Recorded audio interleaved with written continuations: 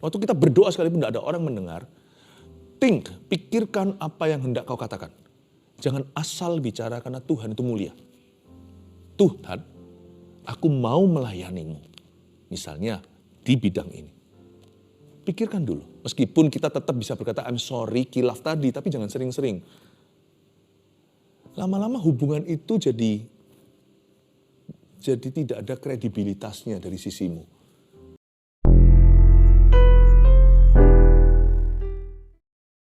Tuhan yang bertahta di sorga, ujilah hati setiap kami.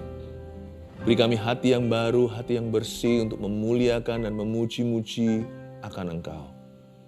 Pakai hidup kami Tuhan jadi berkat buat orang lain. Dan berkati hidup kami. Hingga kami tidak kekurangan apa-apa. Supaya kami pun murah hati dalam memberi. Makasih Tuhan. Sungguh kami tidak punya komplain, keluhan. Karena mengikut-Mu. Hidup kami tidak bebas masalah memang. Tapi mengikut Engkau kami tidak pernah kurang-kurang penyertaan. Terima kasih Tuhan, Kau sayang mengasihi setiap hamba-hamba-Mu, setiap anak-anak-Mu. Urapi hamba-Mu, sembunyikan di balik salib-Mu. Hamba akan mengajar, ya Tuhan, sebagai gembala dan guru untuk umat Tuhan. Berkati keluarga saat teduh. Dalam nama Yesus, amin. Puji Tuhan. Karena kita adalah gereja yang sangat-sangat welcome Roh Kudus bekerja. Tanpa Roh Kudus kita bisa apa? Kita perlu kepenuhan. Karena Roh Kudus mau, lebih dari mau. Asal kita rindu, Dia akan memenuhi kita semuanya. Amin.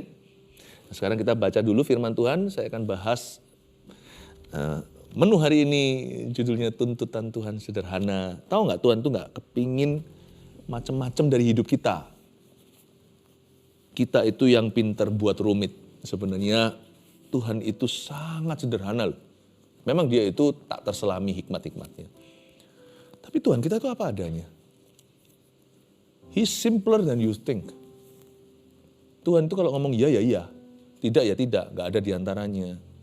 Ya dan amin namanya. Sebenarnya memahami firman itu juga gampang. Kalau hati kita tulus ya. Hati kita bersih, gak perlu paham seluruh. Kita akan alami setiap ayat yang kita baca. Ikut Tuhan itu paling mudah. Hidup yang susah, tapi Tuhannya itu gak membuat susah. Hidup memang sulit. Tapi karena kita punya Tuhan, segala sesuatu jauh lebih mudah. You know you have a simple God. Hari ini, saya udah kenal Tuhan Yesus secara pribadi, lahir baru 33 tahun. Life-nya sekarang. Makin hari ya, saya merasa iman saya makin sederhana. Simple faith. Jangan jadi orang Kristen yang makin lama, makin kompleks. Enggak lah. Makin simple gitu loh. Nggak loreng-loreng, tidak kotak-kotak. Polos saja. Polos bukan bodoh, tetapi simple. Pure, murni. Saya maunya nggak banyak kok. Supaya saya tahu Tuhan nggak mau macam-macam di hidup saya. Kita aja yang menuntut diri terlalu berlebih. Aku harus bisa begini, aku harus beli ini, aku harus dapat ini, aku harus mencapai ini, itu. Padahal Tuhan tuh maunya gampang. Hari ini saya akan tunjukkan Tuhan maunya cuma itu saja. Simple sekali. Kita baca dulu yuk. Mika pasal 6 ayat 8 bunyinya, satu ayat saja. Hai manusia, telah diberitahukan kepadamu apa yang baik. Dan apakah yang dituntut Tuhan daripadamu? Selain berlaku adil, mencintai kesetiaan, dan hidup dengan rendah hati di hadapan Allahmu. Picture this. Bayangkan, saya kasih background story-nya. Kitab Mika itu adalah kitab Nabi. Nabi ini mengilustrasikan Tuhan seolah-olah Tuhan sedang berada di sebuah ruang pengadilan, tapi Tuhan didudukkan oleh umat Israel di kursi terdakwa. Mereka tuduh Tuhan yang bukan-bukan. Misalnya, miriplah sama kita ya nanti kalau saya sebutkan apa aja keluhan bangsa Israel. Susah ikut Tuhan. Jangan itu, jangan ini, semua dilarang. Berat. Gak gampang loh taat pada perintahnya. Disuruh ini, disuruh itu. Dan Tuhan tuh gak pernah puas-puas. Apapun yang kukorbankan, kuberikan itu kurang. Selalu Tuhan lihat apa yang belum kuberikan. Dan kalau saya merasa sudah menyerahkan hidup saya semuanya itu pun Tuhan mau lebih dari itu. Tuhan itu kapan happy. Dan ini terus dilontarkan. Bayangkan Tuhan berkata, tunggu sebentar. Dan Tuhan memberikan penjelasan. Kapan aku minta sesuatu berlebihan? Apakah aku telah jadi beban? Bukannya justru karena aku, bebanmu jadi ringan. Aku minta apa sih dari kalian? Coba bayangkan ya. Aku minta apa dari kalian? Pernahkah aku nuntut yang bukan-bukan? Bukankah apapun yang kutuntut atasmu itu baik untukmu? Untuk dirimu. Jadi bayangin anak yang rusak, anak yang nakal, anak yang manja. Yang berkata, Papa ini sulit. Suruh aku belajar, Ya, nanti kalau aku belum bisa mata pelajaran ini, suruh aku les. Buat aku repot aja. Jadi aku tidak ada waktu bermain atau lakukan apa yang aku inginkan. Lu nak tunggu, suruh belajarkan untuk masa depanmu sendiri. Bodoh pintar siapa yang tanggung kalau bukan dirimu. Suruh minum vitamin, suruh makan, suruh tidur, gak boleh HP-an. Kurangi screen time. Udah malam, tengah malam. Kenapa sih? Besok libur loh. Besok gak ada sekolah. Aku mau tidur, gak mau tidur, urusan papa, urusan saya. Ini negara bebas tahu. Nah, kalau kamu tidurnya itu larut-larut, gak sehat. Kamu masih muda, masih bertumbuh. Susah jadi orang tua. Yang jadi orang tua kan tahu ya kalau anaknya tidak mengerti untuk kebaikan mereka. Tuhan juga digituin soalnya sama kita. Ikut Tuhan itu sulit. Banyak larangannya. Ikut Tuhan itu berat. Ini gak boleh, itu gak boleh. Lalu Tuhan berkata, aku tidak pernah minta macam-macam dari hidupmu. Kamu yang macam-macam selalu, artinya punya ambisi-ambisi yang bahkan aku tidak suruh. Siapa mempersulit hidupmu kalau bukan dirimu? Aku tidak pernah mempersulit hidupmu. Hai manusia, langsung Tuhan berbicara dengan wewenangnya. Bayangkan waktu itu yang jadi saksi di ruang pengadilan adalah gunung, bukit, alam semesta. Karena tidak ada orang yang bisa jadi setaranya Allah. Tuhan itu tidak punya sebaya. Jadi Tuhan panggil semua ciptaannya sebagai saksi bisu. Kapan aku pernah memperberat umat manusia? Kapan aku pernah menjadi beban bagi umat pilihan? Emang aku itu pernah jadi momok dalam hidupmu? Apa aku tuh kutuk, kata Tuhan dalam hidup kita? Apa itu aku tuh kutukan atas hidupmu? Hai manusia, telah diberitahukan kepadamu apa yang baik. Apa yang baik itu kan baik untuk kita. Bukan untuk, kalau terhadap Tuhan itu apa yang benar. Tuhan hanya mau kita itu hidup benar. Apa yang baik yang Tuhan perintahkan, itu untuk kita, Bapak, Ibu, Saudara, keluarga saat teduh bersama. Kalau Tuhan bilang jangan berzina, itu supaya kita punya pernikahan bahagia. Kalau Tuhan suruh kita pelihara hari Sabat, supaya kita di-charge, karena kita bukan hanya manusia jasmani, kita manusia rohani, jiwa kita pun bisa lelah. Kalau Tuhan bilang sama kita, jangan mencuri, itu supaya kita nanti lain kali masih punya pekerjaan, tidak dikeluarkan. Kalau Tuhan bilang sama kita jangan mengingini, itu kan supaya kita bisa nikmati secara maksimal apa yang kita miliki, nggak usah iri. Kalau kita jangan berdusta, supaya lain kali kalau kita ngomong itu dipercaya sama tetangga. Apa yang baik yang kutuntut padamu itu bukannya itu baik untukmu. Tuhan tuh nggak perlu apa-apa. Tuhan nggak makan dari kita, Tuhan nggak perlu uang kita. Kalau kita memberi persembahan itu dikelola sebaik-baiknya. Makanya setiap ministry, pelayanan, gereja, pemerintah, semua harus mengelola kepercayaan yang diberikan oleh rakyat dan umat.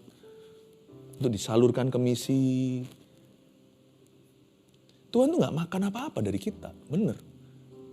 Sorga ada gak ada kita itu gak ada bedanya loh. Beneran, malah justru sorga gak ada kita itu jadi bersih, gak kotor. Karena kita itu semuanya lihat, kita ini bawa apa kalau bukan kotoran. Kalau gak ada kita, Tuhan Yesus gak usah mati di kayu salib. Karena menebus kita orang berdosa. Tuhan itu perlu apa? Di sini di akhirat Tuhan itu gak perlu kita. Kita yang perlu Tuhan, tanpa Tuhan kita cilaka. Hai manusia, telah diberitahukan kepadamu apa yang baik. Dan apakah yang dituntut Tuhan daripadamu? Tuhan berkata, betul aku menuntutmu. Tapi aku tidak menuntutmu lebih dari 3 hal ini. Coba kita baca apa yang dituntut oleh Tuhan ya. Tuhan tidak menyangkali ketika dia panggil alam semesta untuk jadi saksi bisunya. Dia ngomong sama umat Israel. Apakah aku itu sudah jadi sampar atau jadi penyakit bagi kamu? Listen, aku Tuhan. Kamu tuh orang. Kita tuh gak setara. Jangan kau keterlaluan, kira-kira gitu ya. Tapi Tuhan gak marahnya emosi, Tuhan kasih mereka logika. Coba kamu pikirkan, siapa bisa berani bantah? Kapan aku pernah minta yang tidak baik dan tidak benar? Bukankah yang kutuntut padamu hanya 3? Tiada yang kutuntut daripadamu selain berlaku adil. Aku hanya minta kamu fair sama orang lain. Apakah itu berkelebihan? Apakah itu keberatan? Kalau kamu tidak fair sama orang lain, cepat lambat orang lain tidak fair sama kamu. Senangkah Anda tinggal di dunia yang gak fair semua? Saling curi, saling tikung, saling sikut, dan saling mengkhianati. Berlaku adil itu artinya play it fair. Perlakukan orang lain sebagaimana Anda ingin diperlakukan. Apakah itu too much? Apakah itu terlalu banyak? Apakah itu keterlaluan? Aku minta kamu berlaku adil. Mencintai kesetiaan. Mencintai kesetiaan itu berarti setia. Belajar setia dengan satu hal. Asal keputusanmu itu bukan sesuatu yang salah atau dosa. Apapun yang kau putuskan, kalau kita minta restu Tuhan, belajar untuk selesaikan apa yang kau mulai. Gak usah rumit mau itu dan ini. Apa yang kau mau? Asal Tuhan tidak melarangnya. Aku mau jadi ini. Aku mau kerja itu. Aku mau pelayanan ini, mau pelayanan itu. Aku mau menikah dengan orang itu. Asal tidak bertepuk sebelah tangan lo ya. Namanya memaksa. Kalau sama-sama suka. Dalam Tuhan tapi ya, itu juga kebaikanmu. Kalau di luar Tuhan timpang, nanti pasti anak-anaknya banyak yang tersesat jalan. Tuhan tidak mau kita mengambil keputusan gegabah yang tidak bertanggung jawab. Nanti akhirnya yang menderita bukan hanya Anda. Kalau beda imannya, jangankan Tuhan. Dunia aja tahu. Pernikahan seperti itu susah, kecuali salah satu mesti kompromi. Dan biasanya anak Tuhan yang akan kompromi. Karena kita ini punya prinsip kebenaran. Yang tidak berprinsip dengan yang berprinsip, kalau menjadi satu dalam pernikahan, ya pasti akhirnya yang punya prinsip kompromi dulu. Jangan sampai itu terjadi. Kalau kamu mau menikah dengan siapa misalnya, mau jadi sama siapa, belajar setia. Belajar konsekuen jadi orang.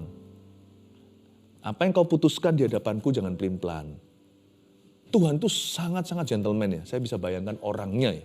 Ngomong orangnya Tuhan itu bukan orang, Allah kita itu nyata tapi dia tidak seperti manusia. Tapi kalau bayangkan dalam bahasa manusiawi, Tuhan itu orangnya gimana? Tuhan itu orangnya itu, kalau kita ngomong sama Tuhan ya, kita ngomong gitu, Tuhan akan nganggap serius. Tuhan tidak pernah mencurigai kata-kata kita. Apapun yang kita katakan pada dia, Tuhan pasti akan berkata, baiklah aku mendengarkanmu. Meskipun dia maha tahu, dia sangat respect our decision, keputusan kita. Lalu jangan setelah itu berkata, nggak jadi, jangan gitu. Tuhan itu konsekuen. Apa yang dia katakan, ya dan amin. Dan Tuhan juga mengharapkan yang sama dari kita. Menuntut yang sama dari Anda dan saya. Kalau kita ngomong apa, jangan basa-basi. Jangan sampai kita ngomong tapi maksudnya lain. Hati dan mulut berbeda. Luar dalam tak sama. Makanya itu kalau saya lagi doa, kalau saya doa sendiri gitu ya. Saya nggak asal bicara loh. Meskipun saya tidak perlu harus menata kata-kata saya. Doa itu bukan fasih lidah. Tapi kalau saya ngomong sama Tuhan, seperti kita ngomong sama seorang manusia pada umumnya. Jangan anggap karena Tuhan itu tidak kelihatan berarti dia tidak nyata. Bicara kepada Tuhan itu seperti bicara kepada seorang yang nyata. Waktu kita berdoa sekalipun tidak ada orang mendengar. Pikirkan apa yang hendak kau katakan. Jangan asal bicara karena Tuhan itu mulia. Tuhan, aku mau melayanimu. Misalnya di bidang ini. Pikirkan dulu. Meskipun kita tetap bisa berkata, I'm sorry, kilaf tadi. Tapi jangan sering-sering. Lama-lama hubungan itu jadi Jadi tidak ada kredibilitasnya dari sisimu. Belajar untuk tanggung jawab dengan perkataan sendiri. Mencintai kesetiaan itu belajar setia dengan perkataanmu. Belajar setia dengan keputusanmu. Belajar setia dengan pendapatmu.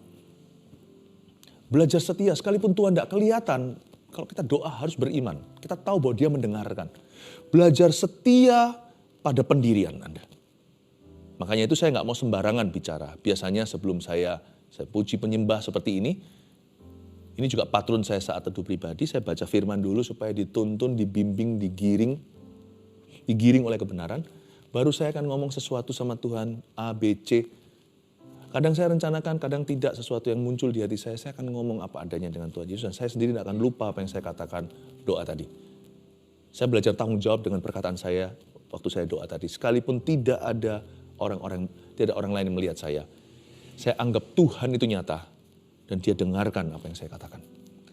Cintai kesetiaan itu berarti belajar bertanggung jawab dengan apa yang kau katakan, apa yang kau mulai. Dan kalau kita memutuskan sesuatu, jangan berkata apa, mana, lalu jangan menyangkali. Orang yang responsibel, cintai kesetiaan. Tapi di dalam bahasa Inggrisnya, mencintai kesetiaan itu bukan hanya kesetiaan, tapi bahasa Inggrisnya to love mercy. Jikalau berlaku adil tadi itu to do justly. Lakukan yang fair sama orang. Mencintai kesetiaan itu ada tambahan, to love mercy. Saya suka baca dalam dua versi, jadi anak-anak muda khususnya kalau Anda masih punya kesempatan belajar bahasa lebih dari satu. It's okay. Bahasa induk jangan lupa. Dan kalau Anda punya bahasa daerah juga, jangan dilupakan. Itu kebanggaan. Tapi belajar bahasa lain. Waktu saya belajar bahasa lain, ini saling melengkapi dengan bahasa Indonesianya. Mencintai kesetiaan dalam bahasa Inggrisnya itu adalah bukan bicara soal faithfulness, tapi mercy, to love mercy itu artinya jadi orang itu yang suka bermurah hati sama orang lain, itu suka membantu, suka menolong. Bukan hanya harus membantu loh ya. Bukan hanya to give mercy, memberikan bala bantuan. Tapi to love mercy artinya suka memberi bala bantuan. Bukan hanya sebagai keharusan, itu sebagai sukacita. Aku tuh orangnya suka nolong orang lain. Suka berbagi, suka memberi, murah hati, gak perhitungan. Kadang-kadang memberi dari kelebihan. Bahkan kalau aku kekurangan pun aku bisa memberi dan berbagi dalam kekuranganku. Aku itu sudah sifat dasarnya suka memberi. Bukan berarti obral, bukan berarti boros ya. Kita tetap harus kelola sumber daya yang kita punya termasuk keuangan. Tetapi jangan pernah quit. Jangan pernah cuti menjadi seorang pemberi. Sekalipun yang kau beri, ku beri tidak seberapa. Never stop giving. Karena kita punya sifat like father, like son seperti Tuhan. Demikian pula umatnya. Anak itu akan meniru ayahnya. Buah gak jatuh jauh dari pohonnya. Allah kita itu murah hati dan suka memberi. Begitu pula umatnya. To love mercy. Apa yang kau mulai, selesaikan. Belajar konsekuen dengan komitmenmu. Jangan gonta-ganti. Lebih baik jangan komit dulu.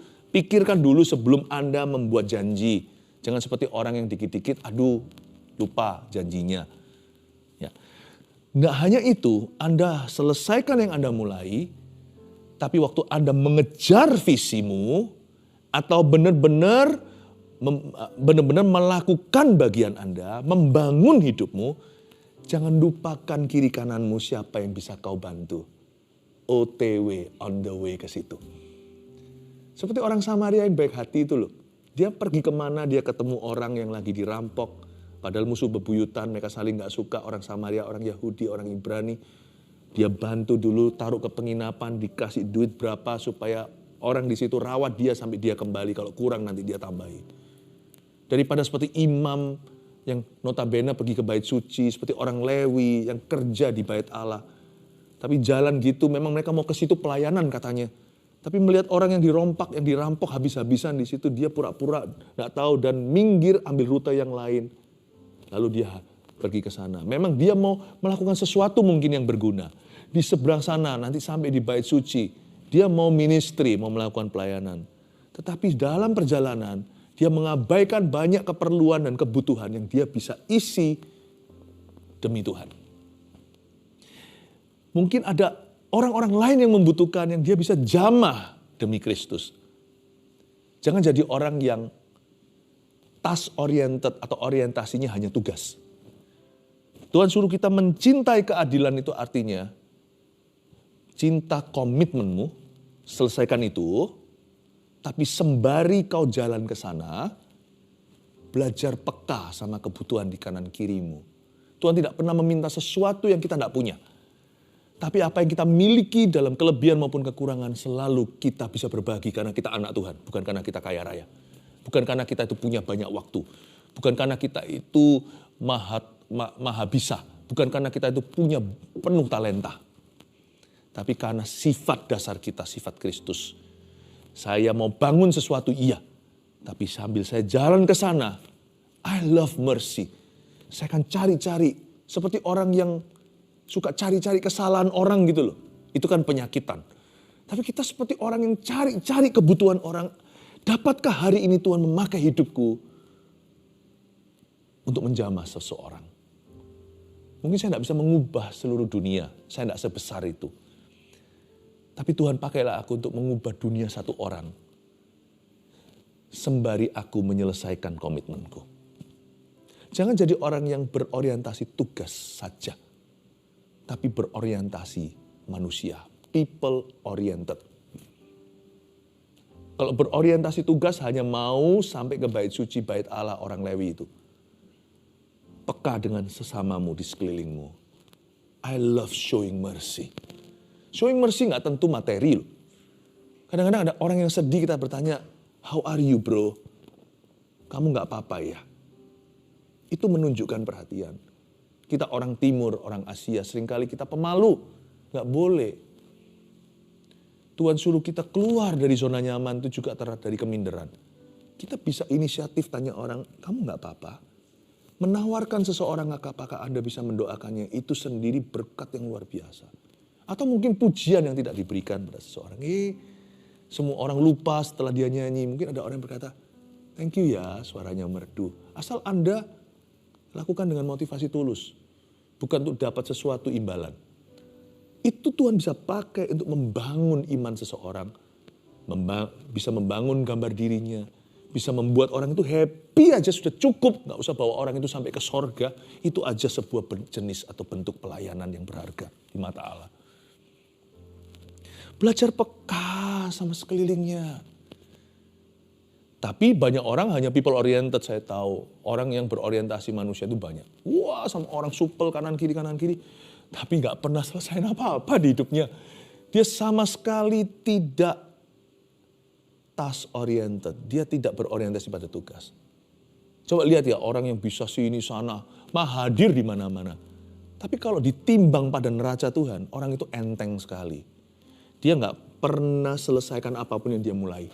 Dan apapun yang dia putuskan itu selalu gak rampung jalannya. Selalu setengah-setengah. Gak ada yang well done, semua medium rare, medium well paling maksimal. Gak ada sesuatu pun yang selesai di mata Tuhan.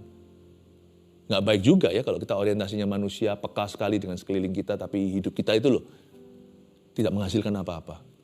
Tidak menjadikan apa-apa. Tidak berbuah sesuatu. Tuhan gak suruh kita jadi hebat di 1001 kok. Seperti pepatah bahasa Inggrisnya begini, Jack of all trades but master of none. Itu bagus kayak. Jackpot itu ya, artinya Jack, wah kayak Jack of all trades. Setiap bidang, setiap jalur, wah dia ada, bisa ini, bisa itu, bisa badminton, bisa pingpong, bisa sepak bola, sepak takraw, bisa bola basket, bisa renang. Bisa semua, tapi biasa-biasa aja semua atau setengah-setengah. Gak pinter-pinter banget, masing-masing gak ada juara, gak ada prestasinya. Bisa semua lah, ya lumayan. Tapi kita tidak bisa pegang satu di mana dia juara. Di situ dia bisa berkata inilah talenta utama. People serba bisa, tapi nggak satu pun mahir di dalamnya. Jangan jadi orang kayak gitu ya. People banget, manusianya oke. Tugasnya kita tidak bisa sebut satu. Mencintai kesetiaan itu. Setia pada komitmenmu. Udah jangan banyak-banyak lah komitmennya. Satu, ada orang yang mau kerja tuh semuanya serabutan. Tapi juga ngos-ngosan. Kita habis waktu. Mendingan kita kerja itu bukan hanya satu kalau perlu. Tetapi dua aja udah banyak loh. 3 tuh maksimal. Tapi jadikan benar. Jadikan sungguh. Tekuni sampai Anda jadi master di situ. Sampai Anda jadi tuan atas talentamu. Ya. Dan hidup dengan rendah hati di hadapan Allahmu. Coba Anda baca ini, hidup dengan rendah hati di hadapan Allahmu. Ini yang ketiga. Aku hanya nuntut umat Israel untuk rendah hati di hadapan Tuhan. To walk humbly. Nah, masalahnya gini. Coba kita nggak ngerti. Kita kira nomor 3 pasti yang paling kecil. Bukan. Kalau Anda baca tuntutan Tuhan sederhana ini. 1, 2, 3. Yang ketiga itu justru kunci ke 1 dan 2. Karena yang ketiga itu pure murni bicara tentang motivasi hati dan hubungan kita dengan Allah. Hidup dengan rendah hati di hadapan Allahmu, bahasa Inggrisnya berjalan dengan mawas diri di hadapan Tuhan. Walking humbly. Ini luar biasa. Karena justru inilah yang menentukan apakah Anda fair jadi orang. Ini yang menentukan apakah kita bisa selesaikan komitmen kita. Karena bicara soal dunia penyertaan. Ini yang menentukan apakah kita itu orangnya mengorangkan orang lain dan belajar peka sama kebutuhan mereka. Hanya orang yang rendah hati di hadapan Tuhan yang akan peduli sama sesamanya. Hanya orang yang rendah hati di hadapan Tuhan yang akan fair sama orang, karena dia tahu di atas masih ada yang berkuasa. Hanya orang yang humble yang akan peka sama kebutuhan orang lain. Sebagaimana aku menerima kasih sayang yang cuma-cuma, aku harus belajar mengasihi sesamanya. Orang angkuh tidak akan fair sama orang lain. Karena dia merasa aku layak dilayani. Dia merasa semua orang harus layani dia. Orang yang sombong itu susah. Dia tidak akan peka sama kebutuhan sesama. Karena dia hanya ada dirinya dalam pikirannya. Dunianya hanya diisi dengan dirinya, aku, milikku, dan saya. Hanya orang yang rendah hati yang bisa berlaku adil. Hanya orang yang rendah hati yang bisa setia dan mencintai kesetiaan. Tuhan berkata, aku tidak nuntut macam-macam dari kamu. Cuman 3. Tulislah sekarang. Ini adalah praktisnya, aplikasinya. 1, perlakukan orang lain sebagaimana kita ingin diperlakukan. Berlaku adil. Treat others fairly. Ya. Selalu perlakukan seseorang lain sebagaimana kita ingin diperlakukan juga. 2, selesaikan yang kita mulai. Berapa banyak anak muda berkata, aku tidak tahu mau jalur apa. Pilih dong salah satu, sudah SMA 3, udah kelas 12. Sedangkan anak-anak muda, anak-anak kecil di gereja yang saya gembalakan di GMS tercinta, sudah dilatih, digembleng dari kecil, sudah harus bermimpi. Meskipun nanti bisa berubah, tapi nggak akan bergeser banyak. Dia sudah harus tahu. Anak muda, teruna harus mendapat penglihatan, anak kecil bernubuat. Apalagi kalau bukan tentang hidup dan masa depan mereka. Pilih salah satu jalur. Komit di situ. Jangan tanya, Tuhan, mana kehendakmu? Ya memang perlu. Tetapi keputusan Anda dengan Tuhan nanti berlaku. Pilih salah satu, tekuni, jangan buang-buang waktu, buang-buang uang, gonta-ganti jalur, nanti setengah jalan, bosan, seperempat jalan, pindah. Apa komitmenmu? Selesaikan itu. Selesaikan yang kau mulai, mencintai kesetiaan. Ingat, cinta setia, cintai kesetiaan. Setia. Daripada orang yang berkata, membangga-banggakan, membesar-besarkan suara Allah. Tuhan bersuara begini, kanan. Lihat ya, nanti sedikit-sedikit Tuhan berkata, bersuara kiri, loh dulu bilang kanan. Kemungkinan besar bukan karena Tuhan bersuara atau tidak. Kemungkinan besar orang itu yang pelin-pelan. Jadi jangan. Kalau Tuhan bersuara secara jelas, memberimu mimpi penglihatan, ada suara audible apalagi, ada konfirmasi-konfirmasi, bahkan ada nabi bersabda, haleluya. Sekalipun ada nabi memberi nubuatan pun, kau tetap harus buat keputusan atas hidupmu. Stay with your decision. Lebih tepatnya sebelum Anda memutuskan, pray for your decision. Doakan dulu sebelum keputusanmu. Setelah itu, setia pada keputusanmu. Selesaikan yang kau mulai. Sambil bantulah orang lain juga. Ini jodohku bukan. Kita tahu kehendak Tuhan. Kita tahu kita mesti jadi dengan orang yang sama-sama seiman. Setelah itu kau tentukan. Nah, tentu sorga akan menuntunmu dengan bersuara, itu dia. Nanti kalau Anda diberkati di gereja, kan ditanya sama pendeta, apakah Anda mengambil si ini sebagai istri yang sah dalam suka dan duka? Apa jawabmu? Ya, Tuhan berikan. Bukan, saya bersedia. Itu keputusan Anda di hadapan Allah, meskipun Tuhan yang menuntun Anda berdua. Apapun yang kau pilih, be responsible with your choice dengan keputusanmu. Bertanggung jawablah. Selesaikan yang kita mulai. Cintai kesetiaan. Tapi jangan hanya orientasi tugas. Sambil jalan ke sana untuk menggenapi rencana Allah. Please, please, please, love mercy. Sambil bantulah orang lain juga. Itu akan berkenan pada Tuhan. 3, muliakan Tuhan. Dan ingat jasa orang lain waktu kita sukses. Hidup dengan rendah hati di hadapan Allah itu juga berarti hidup rendah hati di hadapan sesama kita. Kalau kita sukses suatu hari, jangan berkata, oh saya berhasil mendirikan ini. Selalu pakai kata, kami berhasil. Saya yakin pasti ada orang-orang di balik sukses Anda, termasuk mungkin mama, ibu Anda yang mendoakan Anda. Selalu berkata kami, selalu teamwork. Jadilah team player selalu. Jangan individualistis. Kami bisa berhasil mendirikan ini. Ya, jangan lupa orang-orang yang ada sekelilingmu. Dengan gitu, Tuhan bisa memberimu sukses berikutnya. Kalau Anda terus merendahkan hati, Tuhan akan meninggikan. Tapi waktu kita tinggi hati, kita akan jatuh, itu sukses terakhir kita, lalu kegagalan.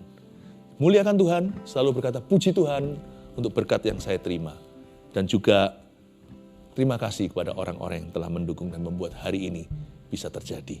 Kalau Anda punya spirit seperti itu selalu, Tuhan akan mengangkatmu selalu tinggi-tinggi. Saya berdoa keluarga Saat Teduh bersama, Anda semakin ditinggikan, tidak direndahkan oleh Tuhan. Untuk apa Tuhan merendahkan?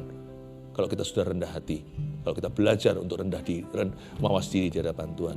Harapan saya adalah anak-anak Tuhan semua dinyatakan pada dunia sebagai orang-orang paling berhasil di masyarakat.